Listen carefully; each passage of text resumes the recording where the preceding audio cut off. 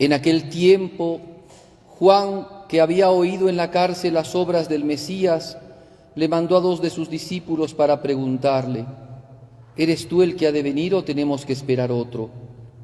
Jesús les respondió: vayan y cuéntenle a Juan lo que están viendo y oyendo. Los ciegos ven, los cojos andan, los leprosos quedan limpios y los sordos oyen, los muertos resucitan y a los pobres se les anuncia el Evangelio. Y dichoso el que no se escandalice de mí. Cuando ellos se fueron, Jesús se puso a hablar a la gente sobre Juan. ¿Qué salieron ustedes a ver en el desierto? ¿Una caña sacudida por el viento? ¿O qué fueron a ver? ¿Un hombre vestido con lujo? Los que visten con lujo habitan en palacios. Entonces, ¿a qué salieron? ¿A ver a un profeta?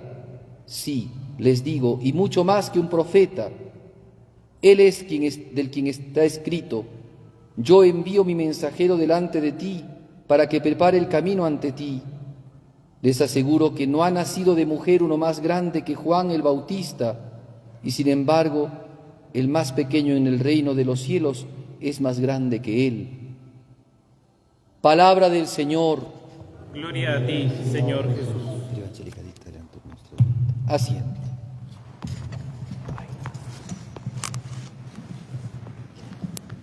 Muy queridos hermanos en Cristo nuestro Redentor, como hemos indicado al inicio de esta Santa Misa, hoy día la Iglesia celebra el llamado Domingo de Gaudete. La palabra gaudete viene de la palabra latina gaudium, que significa alegría, gozo. Entonces este domingo es un día de alegría y gozo. Y vamos a explicar por qué. Son 2 puntitos que tengo para esta homilía. Primero, explicarles brevemente acerca de esto. Inclusive, si ustedes se han dado cuenta, durante el tiempo de Adviento, el color propio por la austeridad, la penitencia, el recogimiento, la esperanza y demás cosas, era el color morado. Pero hoy día el sacerdote se ha vestido con una casulla extrañísima, porque no es la casulla del color que nosotros acostumbramos ver. Son solamente 2 veces al año que el sacerdote utiliza una casulla de este color, que es un color medio rosado, medio raro, ¿no? Es entre violeta y rojo y rosado, una cosa así media rara es. Es la casulla del gaudete y del letare. La palabra gaudete significa alegría y letare también significa gozo. 2 domingos son los domingos en que se utilizan estas casullas, el color de estas casullas, ¿no? El domingo de gaudete, que es tercer domingo de Adviento, y el domingo de letare, que es el 4º domingo del tiempo de la Cuaresma. ¿Cuál es el sentido? Voy a explicarlo brevemente, porque ustedes, ojalá que, cuando uno viene a la misa, acuérdense que tenemos que escuchar. A veces la gente piensa que participar de la misa es leer, pasar la colecta, invitar a la gente, entonar los cantos, o sea, decir qué canto es el que viene, y piensan que la actividad en la iglesia, en la liturgia, es externa, solamente externa, ¿no? Como que los acólitos, por ejemplo, participaran más de la misa que ustedes, y eso no es así. La participación de la misa es una participación interna.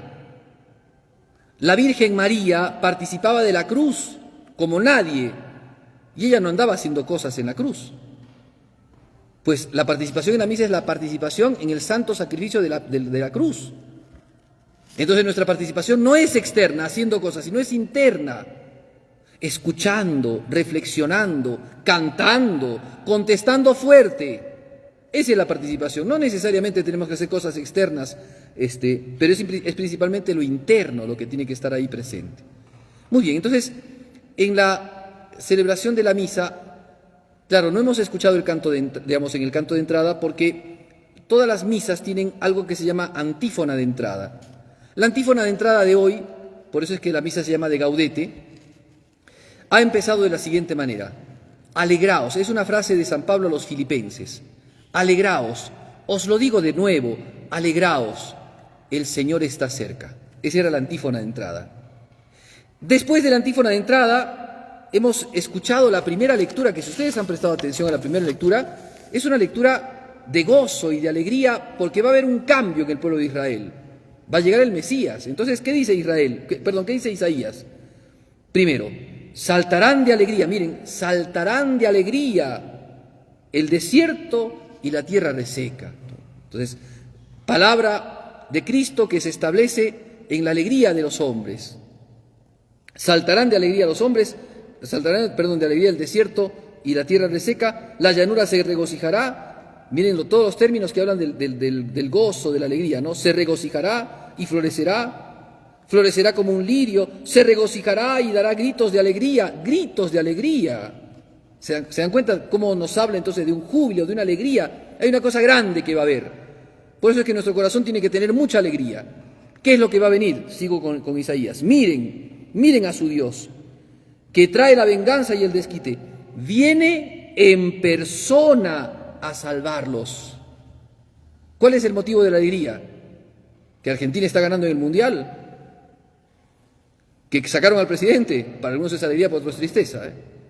¿Ese es el motivo de la alegría del cristiano? No. Que Cristo nuestro Redentor, que el Señor Todopoderoso, viene en persona y nos salvará. Entonces, el motivo de este domingo de alegría no es otra cosa que Cristo el Señor, al cual nos estamos acercando mediante el tiempo del Adviento.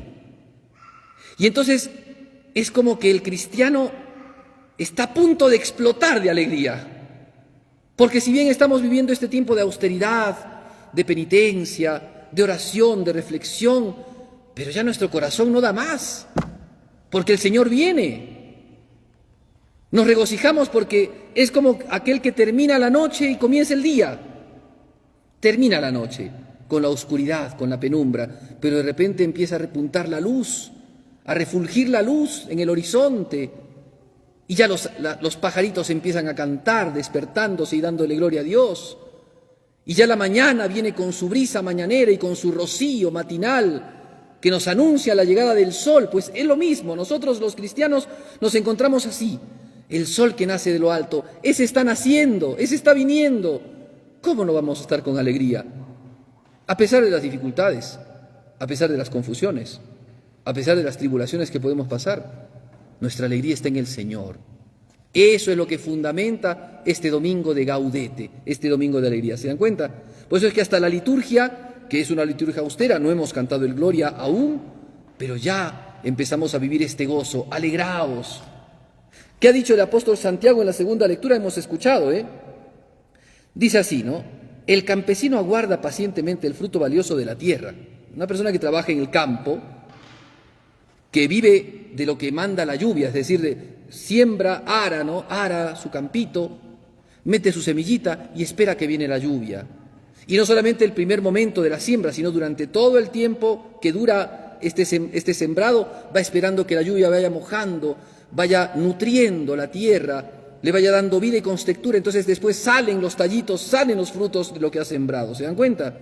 Pues así también dice Santiago, así también nosotros tengamos paciencia, manténganse firmes, dice, porque la venida del Señor está cerca.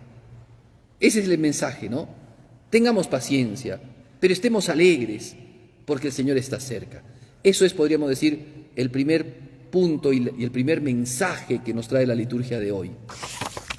Pero el Evangelio se torna un poco distinto, porque hemos escuchado ya a Cristo nuestro Señor, que nos habla y nos hace reflexionar sobre Juan Bautista. Claro, porque Juan Bautista sigue siendo un poco el protagonista de este tiempo, el que anuncia la llegada del Señor, conviertan su corazón, preparen su alma, llega Jesucristo.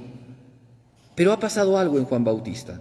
Voy a contarles un poco, porque vale la pena para también interiorizar en nuestras vidas el mensaje del Evangelio y también la realidad social, la coyuntura política y tantas cosas que están a nuestro alrededor. Juan Bautista había empezado a predicar. Bautizaba con un bautismo de penitencia y mucha gente, dice, de toda Galilea, de Judea, de Jerusalén, de todo lado, iban al río Jordán a hacerse bautizar y a escucharlo. Salían al desierto a escuchar a Juan Bautista. Juan Bautista era un hombre joven, ¿no? Casi de la misma edad que Jesucristo, 6 meses mayor que Jesucristo, pero de la misma edad que él, contemporáneo, pero había ido al desierto, había vivido en el desierto, había predicado en el desierto, y era un hombre imponente, Era la figura de un profeta. Miren lo que dice Jesucristo. Jesucristo lo elogia de una manera increíble a San Juan Bautista, ¿no? ¿Qué salieron a ver al desierto? A un hombre con lujos, a un dialéctico, filósofo, retórico. ¿Qué salieron a ver? A un hombre vestido con lujos. ¿Vinieron a ver a alguien, ¿no?, sofisticado? No. Sofisticados hay en los palacios. ¿Qué salieron a ver al desierto? A un profeta, y más que cualquier profeta. Y entonces utiliza un texto de Isaías.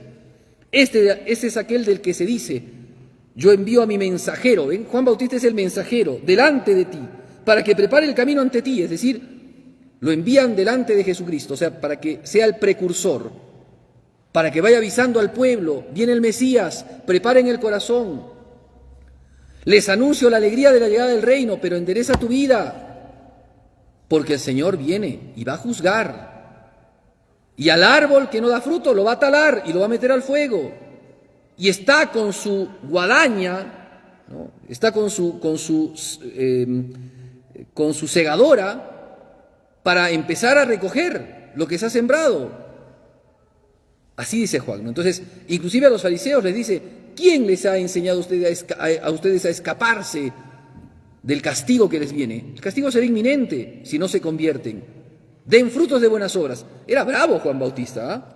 Era bien bravo Juan Bautista. Era realmente un profeta en todo el sentido de la palabra, al punto tal de que no tenía miedo de decirle sus verdades a todos, inclusive a Herodes.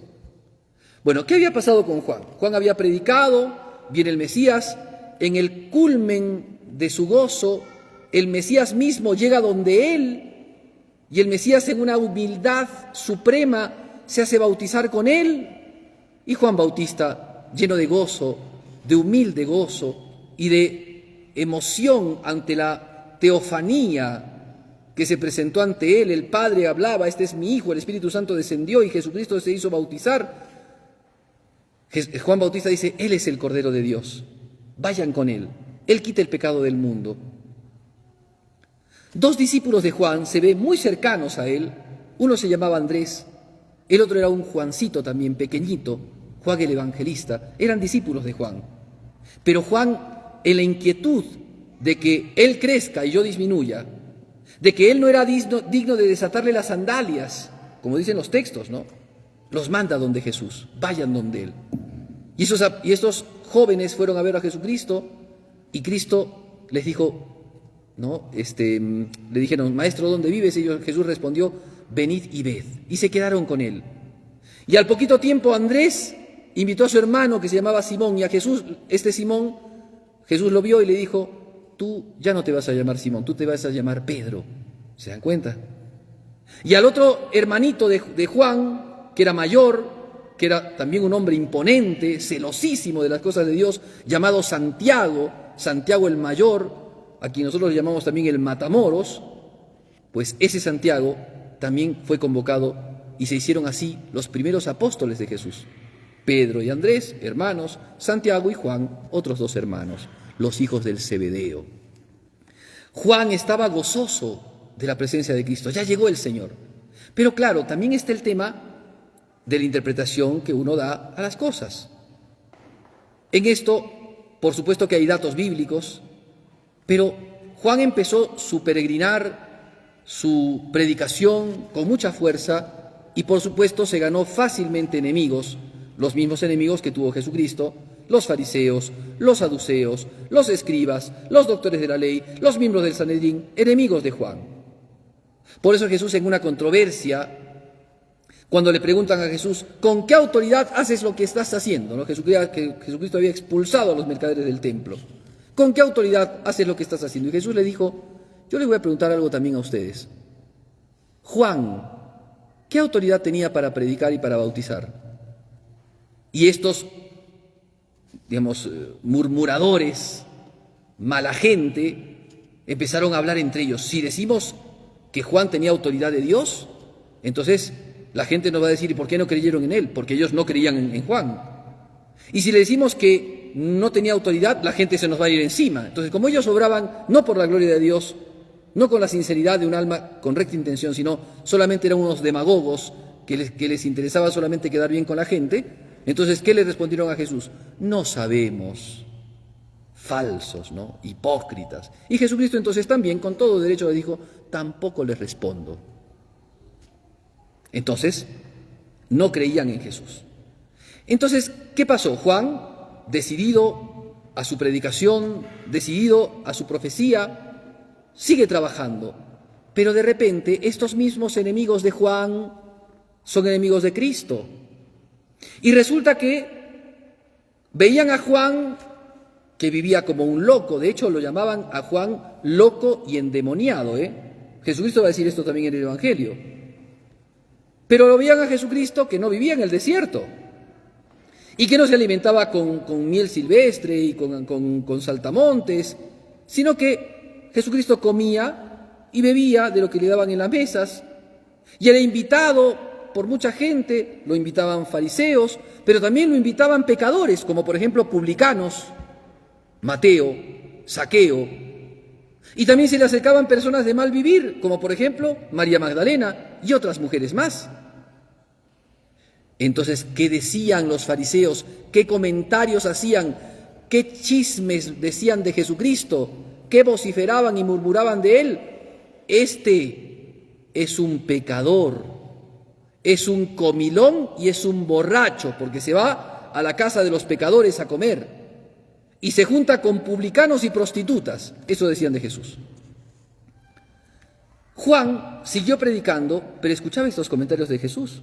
Y él había dicho que el Mesías venía con el hacha, iba a poner a todos en su lugar. Y a los primeros que iba a poner en su lugar eran a los fariseos, a los saduceos, a los escribas, a los doctores de la ley, a los sumos sacerdotes. Y también a Herodes, porque Herodes era un sanguinario, muy fiel hijo de su padre.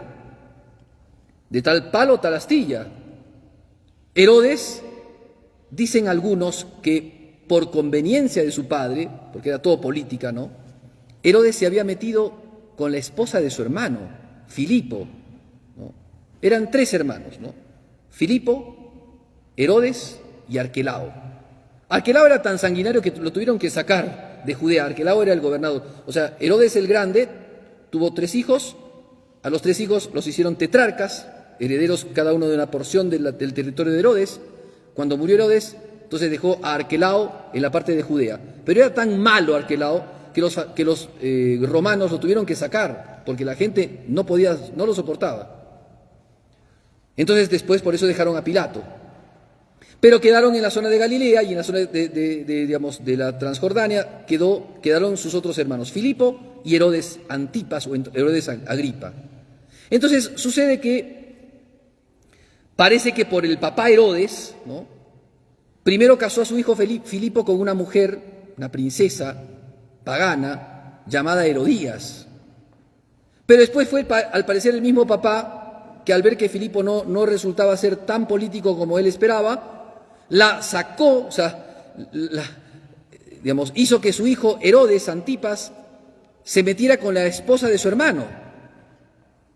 Y entonces Juan Bautista, que predicaba la verdad, y que decía que venía el Mesías y que había que enderezar la vida, pues al primero que hay que enderezarlo es al gobernador, porque no se porta bien, al rey Herodes. Entonces fue, y con ningún problema, sin ningún pelo en la lengua, con la prudencia que viene de lo alto y no de la carne, fue y le dijo a Herodes, no te es lícito meterte con la esposa de tu hermano. Estás viviendo en pecado, estás viviendo en convivencia ilegítima. ¿Qué pasó con Juan? A consecuencia de esto, ¿Herodes cambió? No, lo metió preso. Entonces ustedes piensen, Juan el predicador, el hombre elocuente, el hombre fuerte, el profeta, que por predicar la palabra de Dios y por ser fiel a la palabra de Dios, lo ha metido preso. Y están a punto de matarlo. Y de repente, este Juan escucha lo que comentaban del Mesías a quien él había anunciado. Es un pecador, es un amigo de publicanos, de prostitutas, es un comilón y es un borracho. Juan tiene que haber entrado en una tremenda crisis y aridez espiritual, porque su vida estaba en riesgo, estaba en la cárcel. Dependía de un rey pelele, de un rey lleno de vicios y pecados, amigo del licor y amigo de las mujeres, o sea, me refiero a las mujeres de mala vida, juntado con una mala mujer, Herodías, que lo odiaba profundamente a Juan. Tenía todas las de perder Juan, Imagínense ustedes la furia de esta mujer mala, que cuando su hija bailó, sabemos la historia, ¿no? Le bailó Herodes, la hija, Salomé, la tradición dice que se llamaba Salomé, la hija de Herodías, porque no aparece ese nombre en la Biblia. Le bailó Herodes. Herodes dijo, estaba tan agradecido de la chica que se había comportado como una vedette, tan agradecido del baile de la jovenzuela, que le dice, te voy a dar la mitad de mi reino, pídeme lo que quieras. Y la niña fue a ver a su madre, tan raposa como ella, tan víbora como ella, y le dice, ¿qué le pido? Y la madre, pídele la cabeza de Juan, que mate a Juan. Miren qué buen ejemplo de esa madre, Y entonces ella, obediente a su madre, por supuesto, de tal palo tal astilla, fue a pedirle a Herodes, dame la cabeza de Juan. Y así quedó la vida de Juan. Entonces, Juan está en esa situación. Por un lado, el Mesías del que él predica no se encuentra en la noción de lo que él pensaba de que era el Mesías. Lo llaman de una manera tal que Juan no acepta, no puede entender que ese sea el Mesías. Pero él lo conoce y es su pariente y ha predicado de él y él lo ha bautizado y ha visto la teofanía de Dios. ¿Cómo puede ser? Entra en una crisis tal que entonces a 2 de sus discípulos les dice, vayan a verlo y pregúntenle si él es al que hemos de esperar o hay que esperar a otro. Tremendo el momento de la vida de Juan. Y Jesucristo, tan bueno él, tan amable como siempre, tan lleno de caridad, quiere llenar el corazón de Juan según como Juan ha ido aprendiendo. Entonces le dice las profecías. ¿Qué has escuchado en las profecías sobre el Mesías? Mira lo que dice Jesucristo, ¿no? Perdón, miren lo que dice Jesucristo. Vayan a decir a Juan, los ciegos ven. ¿No dio la luz al cieguito Bartimeo? Y al ciego nato que pedía limosnas en el templo de Jerusalén, ¿no lo curó? Los cojos andan. ¿No había levantado a ese hombre que le dijo, toma tu camilla y vete, cuando lo descolgaron en Galilea, en la casa de Pedro? ¿No había curado a ese paralítico? O al paralítico de la piscina de Jerusalén, la de 5 pórticos, que no podía entrar en la piscina porque siempre le ganaban, Jesucristo no lo curó. Los leprosos quedan limpios. ¿Cuántos leprosos fueron curados por Jesucristo? El mismo fariseo Simón. Y después los 10 leprosos, de los cuales volvió solamente uno, y Jesucristo dijo, no eran 10 los que curé, ¿por qué ha vuelto este que es para colmo samaritano? Los sordos oyen. Jesucristo no agarró con su saliva, hizo un barrito y le puso en las orejitas de ese sordomudo o sordo tartajoso y le dijo, éfeta, que quiere decir, ábrete. Y así un montón, ¿no? Y los muertos resucitan. ¿No fue así con la hija de Jairo? ¿O con el hijo de la viuda? ¿O con el mismo Lázaro, que era su amigo y que 4 días llevaba muerto? Entonces, ese era el testimonio. Los cuchicheos, los chismes, las murmuraciones, las maledicencias de los fariseos no tenían nada que ver con el Mesías. Juan, estate tranquilo, termina bien tu vida, porque a quien has predicado, a quien has reverenciado y a quien has anunciado es el Mesías. Y entonces la vida de Juan terminó en ese martirio, lo decapitan, pero Juan, como dice Jesús, no es cualquiera. Es el más grande de los nacidos de mujer. Miren el elogio que hace Jesucristo de Juan. No solamente es un profeta, el más grande de los nacidos de mujer, porque fue un hombre fiel hasta la muerte. Muy bien, ahora, ¿por qué cuento esto? Porque es parte de lo que dice el Evangelio, por supuesto, ¿no? Pero ¿a qué nos tiene que llevar? Que nosotros también, porque decíamos, hoy día es domingo de Gaudete, pero nosotros no siempre nos encontramos en Gaudete. Y a veces las dificultades que tenemos en nuestra vida, los sopapos que nos pega la vida, o el prójimo muchas veces, las situaciones que vivimos, las adversidades, las injusticias, las indiferencias, las ingratitudes, las soledades, tantas cosas que percibimos, nos hacen pensar, ¿estoy siguiendo al Mesías ¿No será esto un engaño? No pasa, o sea, las crisis son crisis.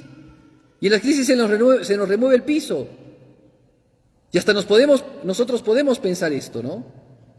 Pero por eso nuestro corazón tiene que ser puesto ahora en Jesucristo. Tenemos que mirar a Jesucristo. No mirar solamente las cosas que están alrededor. No mirar a los Herodes o a los Caifases o a los Pilatos, sino mirar a Jesús y darnos cuenta quién es ese Señor del que esperamos. Es la luz, es el Redentor, es el Emanuel, el Dios con nosotros, el Dios que, como dice Isaías, en persona nos va a salvar, que va a habitar entre nosotros y nos va a traer la salud. Él que es nuestra real y más importante alegría. Ese es el Señor. Nosotros no confiamos en un gobierno, o en 2, o en 3, o en 4, o no sé cuántos han pasado ya. No confiamos en eso. No confiamos en un caudillo reservista o no reservista. No confiamos en dialécticos, o en filósofos, o en ideólogos. Los cristianos no confiamos en ellos. Nosotros confiamos en Cristo.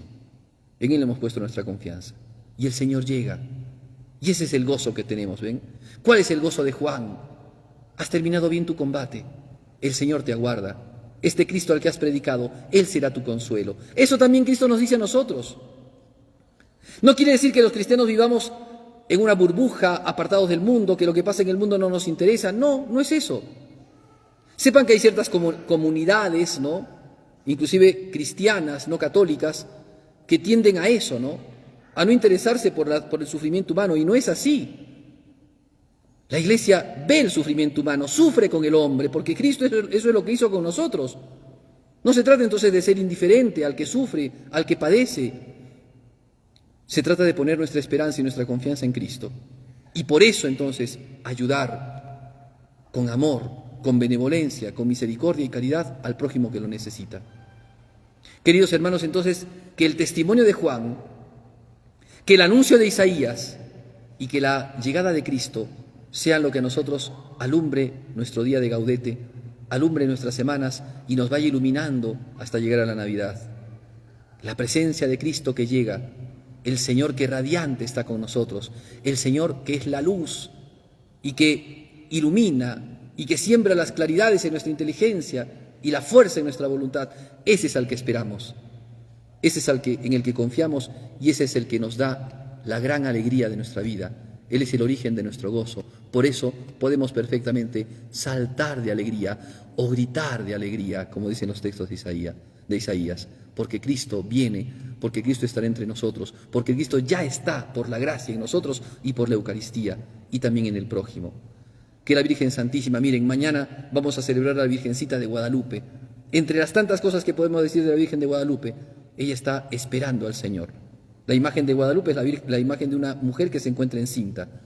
Pues bien, que ella, en su espera dulce del Señor, nos ayude a nosotros también a tener esa ilusión, esa esperanza, esa confianza en el Señor que nos salvará, porque nuestra confianza está puesta solamente en Él, porque Él es el único que puede tener ese grado de fortaleza de que podamos confiar en Él. Que la Virgen Santísima, con su intercesión poderosa, nos conceda estas gracias.